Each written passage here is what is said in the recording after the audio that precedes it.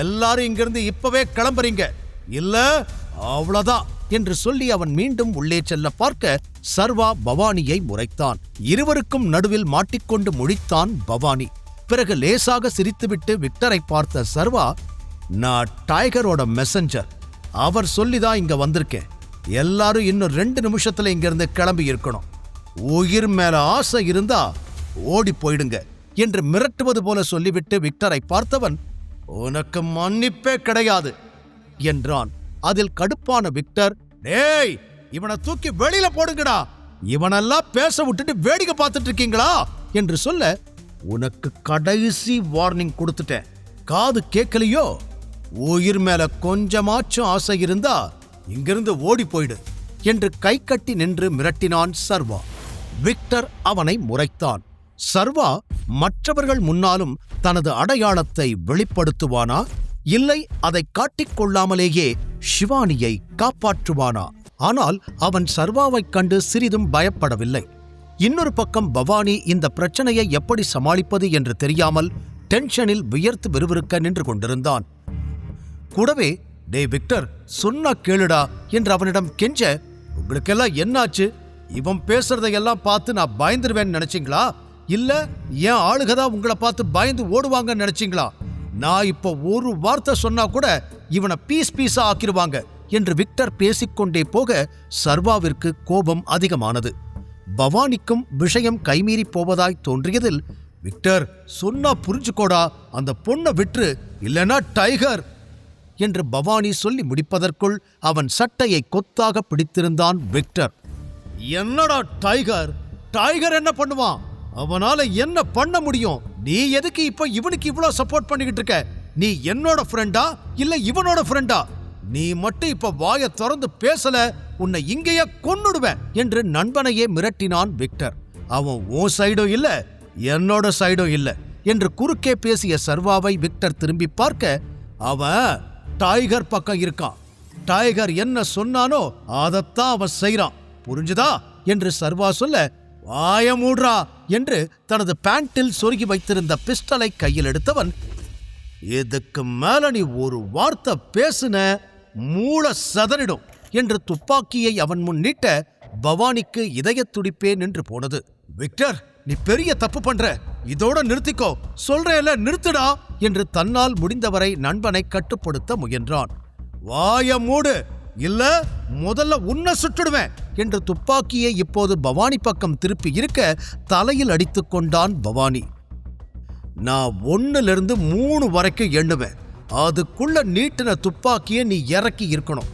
மீறி இருந்துச்சுன்னா உன்னோட முடிவு ரொம்ப கேவலமா இருக்கும் என்று அத்தோடு விரல் நீட்டி எச்சரித்த சர்வா, 1, 2 என்று எண்ண ஆரம்பிக்க அதில் சிரித்த விக்டர், தம்மா தூண்டு இருந்துகிட்டு சீன் போடுறத பாத்தியா? இறக்க முடியாது, என்னடா பண்ணுவ என்று திமிராக கேட்டான். ஒரே ஒரு போன் கால் நான் கரிகாலனுக்கு பண்ணுனா போதும், இந்த சென்னை சிட்டில நீ எந்த மூல முடுக்கல ஓடி ஒளிஞ்சாலும் உன்னை தேடி கண்டுபிடிச்சு உன் கதையை முடிச்சிடுவாரு என்று சர்வா சொன்னதும் இப்போது முதல் முறையாக அதிர்ச்சி அடைந்தான் விக்டர். என்ன சொன்ன? கரிகாலனா? கரிகாலன் சாரா உனக்கு எப்படி தெரியும் என்று சிறிது தடுமாற்றத்துடன் கேட்க நக்கலாக சிரித்த சர்வா, உனக்கே நல்லா தெரியும், கரிகாலன் டைகர் குரூப்போட சீனியர் மெம்பர்னு. அவர் சொல்லிய நீ கேட்க மாட்டேன்னு சொன்னா நீ அடுத்து டைகர் கிட்டதான் நேரடியா மோத வேண்டி இருக்கும் என்று சொல்லிக் கொண்டிருக்க, விக்டர் தயவு செஞ்சு துப்பாக்கியை கீழே போடுடா, இல்லைன்னா டைகர் கையால தான் நமக்கு சாவு என்று பின்னால் இருந்து கெஞ்சிக் கொண்டிருந்தான் பவானி. மெதுவாக அவனை திரும்பி பார்த்த விக்டருக்கு இப்போது கொஞ்சம் கொஞ்சமாக பயம் வர ஆரம்பித்திருக்க, எதுக்கு நீ இவ்வளோ கெஞ்சற? யார் இவன்? டைகர் பேரை சொல்லி மிரட்டுனா இவனுக்கு நாம பயப்படணுமா என்று கேட்டான். அதற்கு மேலும் பொறுமையாக இருக்க முடியாமல் விக்டரை நெருங்கிச் சென்ற பவானி, டேய் இவர்தான்டா டைகர் என்று மெதுவான குரலில் முணுமுணுப்போடு கூறிட, விக்டர் மொத்தமாக அதிர்ந்து கையில் இருந்த துப்பாக்கி கீழே விழுந்தது. என்ன சொன்ன நீ? இப்ப என்ன சொன்ன என்று பேச்சு வராமல் தடுமாறிய விக்டருக்கு மயக்கம் வராததுதான் குறை. இருந்தும் தன் முன்னால் நிற்பது டைகர் தான் என்பதை அவனால் நம்பவே முடியவில்லை. கை கால்கள் எல்லாம் நடுங்க. டேய், நான் உன்கிட்ட என்னைக்காவது பொய் சொல்லிருக்கேனா? நான் சொல்றது உண்மை, என்ன நம்புடா. உன் முன்னாடி நிக்கிறது தான் டைகர். அவருடைய ரிங், டைகர் பாவ், மச்சம் எல்லாத்தையும் காட்டினாரு. விக்ரமன், கரிகாலன் எல்லார் கூடயும் அவரால் நேரடியா பேச முடியும். இப்பவாவது உனக்கு புரியுதா இல்லையா என்று வேக வேகமாக விஷயங்களை எல்லாம் விக்டர் காதுக்குள் புகுத்தினான் பவானி. அதற்கு மேல் விக்டரால் நடப்பதை நம்பாமல் இருக்க முடியவில்லை. இமைக்கவும் மறந்து அப்படியே நின்றான். மீண்டும் ஒருமுறை சர்வாவை நிமிர்ந்து பார்க்க கூட அவனுக்கு தைரியம் இல்லை. என்ன கொன்னுடுவாரோ? நான் பண்ண தப்புக்கு என்ன தண்டனை கொடுப்பாரு என்று ஒரு நிமிடத்திற்குள் பல விஷயங்கள் அவன் மண்டைக்குள் ஓடியது. டைகரை பார்க்க வேண்டும் என்பது அவனுடைய நீண்ட நாள் கனவு. ஆனால் இந்த நிலையில் டைகரை சந்திக்க நேரிடும் என்று அவன் கனவிலும் நினைத்திருக்கவில்லை. அங்கும் இங்கும் பார்வையை சுழற்றியவன் கண்ணில் அறைக்குள் மயங்கி கிடந்த சிவானி பட, ஐயோ, பெரிய தப்பு பண்ணி தொலைச்சிட்டேனே என்று தலையில் அடித்துக் கொண்டவன், உள்ள இருக்கிற அந்த பொண்ணு யாருடா என்று பவானியிடம் கேட்க, எனக்கு என்ன தெரியும், சொல்ல சொல்ல கேட்காம ஓ இஷ்டத்துக்கு என்னென்னவோ பண்ணி இப்ப பாரு, அந்த பொண்ணு டைகருக்கு வேண்டப்பட்ட பொண்ணு. நீ அந்த பொண்ணுகிட்டயே தப்பா நடந்துக்க பார்த்திருக்க. நானே நினைச்சாலும் இனிமே உன்னை காப்பாற்ற முடியாது. சொல்ல சொல்ல கேட்டியா நீ என்று பற்களை கடித்துக்கொண்டு எரிச்சலோடு பேசினான் பவானி. விக்டருக்கு அதற்கு மேல் உயிர் பயம் வந்துவிட சர்வா காலில் விழுந்தவன் அழுது கெஞ்ச ஆரம்பித்தான். அவன் தலைமுடியை பிடித்து தூக்கிய சர்வா, அவளை என்ன பண்ண? இன்னும் கண்ணு முழிக்காம படுத்திருக்கா என்று கேட்டான். அது நான் ஒன்றும் பண்ணல சார், அது அவளுக்கு என்று ஆரம்பித்தவன் பின் அவங்களுக்கு ஒரு ட்ரக் கொடுத்தேன், அதான் மயங்கிட்டாங்க. பயப்படாதீங்க, அது ஒன்றும் ஹெவி டோஸ் கிடையாது, கொஞ்ச நேரத்தில் கண்ணு முடிச்சிடுவாங்க என்று தட்டு தடுமாறி சொல்லி முடிக்க, அவ ட்ரெஸ் எல்லாம் ஏன் கலைஞ்சிருக்கு என்று அடுத்த கேள்வி கேட்டான் சர்வா. நான் அவங்கள ஒன்றும் பண்ணல சார், என்ன விட்டுருங்க சார் என்று விக்டர் கெஞ்ச அவனை மிதித்து கீழே தள்ளிவிட்டு உள்ளே சென்ற சர்வா சிவானியின் கன்னத்தை தட்டி, சிவானி, சிவானி, என்ன பாரு, என்ன பாரு சிவானி என்று அவளை உலுக்கினான். சிவானியிடமிருந்து எந்த அசைவும் இல்லை. இங்க வேலை செய்கிற ஃபீமேல் ஸ்டாஃப் யாரையாவது வர சொல்லு என்று சர்வா கூற, உடனே தனது போனின் மூலம் அங்கு வேலை செய்யும் பெண்ணை அழைத்து வரச் சொன்னான் விக்டர். சிவானியை அப்படியே படுக்க வைத்துவிட்டு வெளியில் வந்த சர்வா விக்டர் போன் பேசி முடித்ததும் அவன் முகத்திலேயே குத்தினான். அதில் மூக்கிலிருந்து ரத்தம் வர, அம்மா என்று வலியோடு மூக்கை பிடித்தபடி நிமிர்ந்து பார்த்தான் விக்டர். மீண்டும் மீண்டும் முகத்திலேயே குத்திய சர்வா, எவ்வளவு தைரியம் இருந்தா ஒரு பொண்ணு கிட்ட தப்பா நடந்துக்க பார்த்திருப்ப?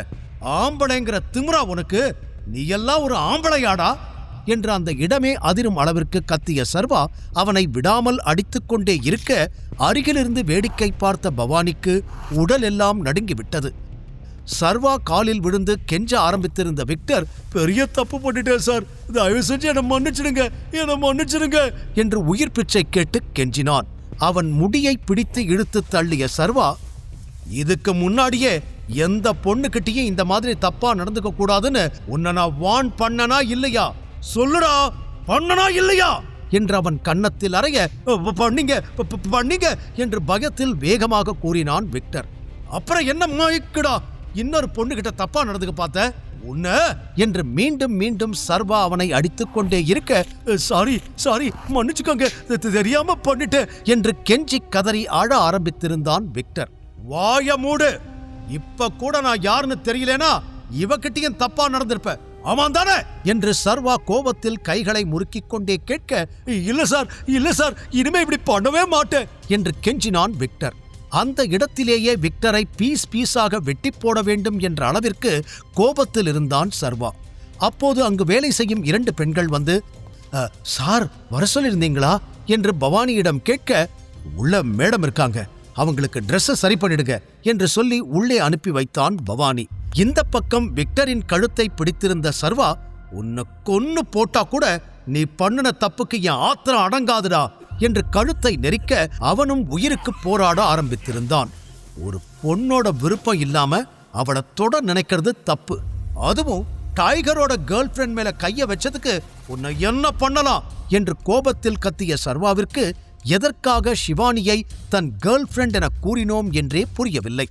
இந்த விஷயத்தை கரிகாலன் கிட்டையே விட போறேன், நீ பண்ண தப்புக்கு அவர் உனக்கு சாவவிட கொடுமையான தண்டனையை கொடுப்பாரு என்று பிடித்திருந்த விக்டரை கீழே தள்ளிய சர்வா ஷிவானியிடம் சென்றான்.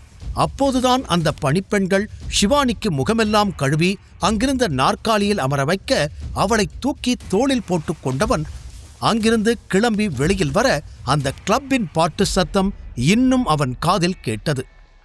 அப்போது கூட மீண்டும் சிலர் நடனமாடுவதை தொடர்ந்து கொண்டு இருக்க, என்ன மனுஷங்க இவங்க, சுத்தி எவ்வளவு பெரிய கொலை குற்றம் நடந்தாலும் ரியாக்ட் கூட பண்ணாம இப்படி இருக்காங்க என்று எரிச்சலோடு பார்த்துவிட்டு ஷிவானியை தூக்கிக் கொண்டு காருக்கு வந்த சர்வா அவளை பின்னால் சீட்டில் படுக்க வைத்தான். பிறகு தண்ணீரை அவள் முகத்தில் தெளித்து, ஷிவானி கண்ணத்துற என்ன பாரு என்று அவளை எழுப்பினான். கொஞ்சம் கொஞ்சமாக மயக்கம் தெளிந்து கண்களை திறக்க முயன்ற ஷிவானி முழு கதையையும் கேட்டு மகிழ பாக்கெட் FM ஆப்பை டவுன்லோட் செய்யுங்கள். லிங்க் டிஸ்கிரிப்ஷனில் கொடுக்கப்பட்டுள்ளது.